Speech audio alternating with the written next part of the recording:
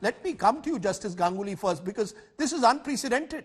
What do you think should happen when a chief minister writes a letter, makes it public, accusing a person who's set to become the next Chief Justice of corruption, of even influencing the roster in the Andhra High Court? What would you say? Should the Chief Justice of India be acting on it? Should he call for an inquiry? Or is the Chief Minister crossing his limits? Well, personally speaking, I feel very, very mentally disturbed and distressed, because this is an unprecedented step. Never in the history of Supreme Court this has happened. And when the Chief Minister, he is himself a constitutional functionary, highest executive in the state, writes a letter of this, considering this kind of allegation against a very senior judge, tipped to become the next CJI. And I am sure that he has behind him his entire cabinet, because this is a letter which must have been written after due deliberations.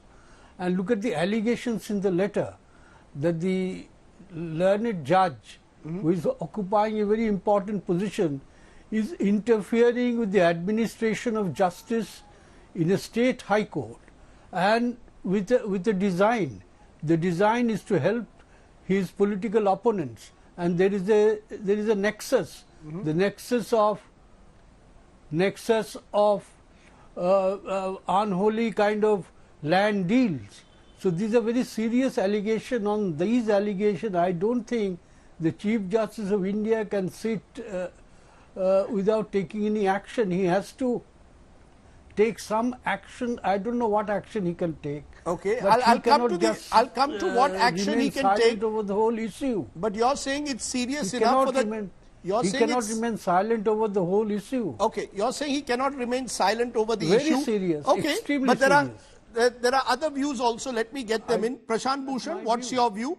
Do you believe that the Chief Justice can remain silent on this issue, or is he will he in any reaction that he now gives, he will be drawn into a political battle? Can a Supreme Court get into a political battle between an Andhra Chief Minister and his opponent?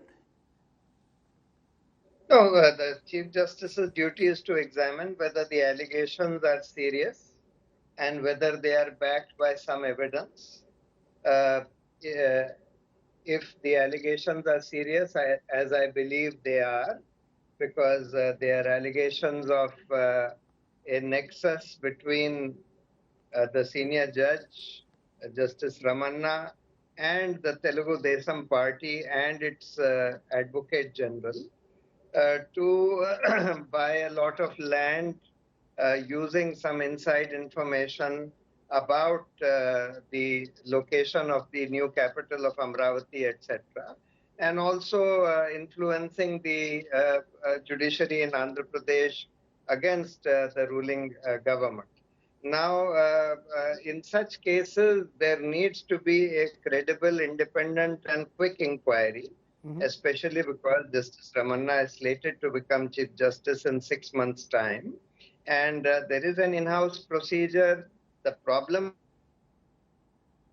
Okay, we'll try and go back to Prashant Bhushan. So Prashant Bhushan seems to believe there should be an in-house procedure which should be now initiated to look at these allegations. You want to respond, Biswajit Bhattacharya, because you seem to believe that the Chief Minister is guilty of contempt of court. Absolutely, Rajdeep, this is highly improper. You see, I'm not going into any names. Names are not important. This is a very dangerous trend and precedent that the Chief Minister of a state, writing to the Chief Justice of India, making allegations against a sitting judge of the Supreme Court and whole lot of judges of the High Court, and making the contents public and viral and disseminating the information to the entire world. Supreme Court has to exercise its power under Article 129 and initiate contempt proceedings against the Chief Minister, because if this dangerous trend is not nipped in the bud, India will degenerate into a banana sort of republic.